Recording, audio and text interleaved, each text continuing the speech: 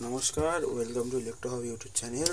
আজকে আমরা দেখব যে কীভাবে একটা পাখার কন্ডেন্সার চেঞ্জ করতে হয়। ঠিক আছে, চলো ভিডিওটা শুরু করা যাক।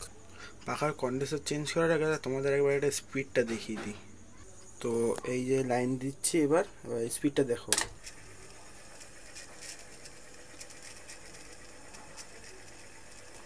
মিডিয়াম স্পিড, খুব বেশি ভালো নয়।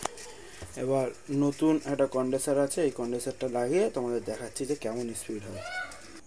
কন্ডেন্সার লাগানোর আগে তোমাদের বলে দিই যে এই যে রানিং কয়েল আর স্টার্টিং কয়েলের মাঝখানে কন্ডেন্সারটা লাগবে।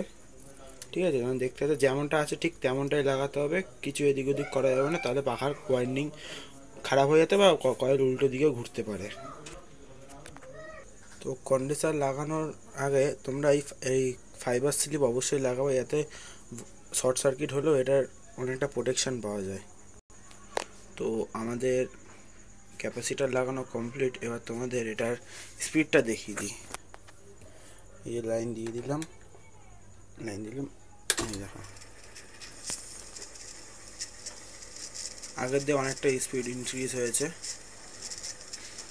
আর যখন তার লাগাবে তোমরা একটু দেখে লাগাবে, কারণ অনেক সময় বলটা টাচ হয়ে যায়, তো সেটা সাবধান রাখবেন। যদি ভিডিওটা ভালো লাগে লাইক সাবস্ক্রাইব করবেন। চলো, নমস্কার।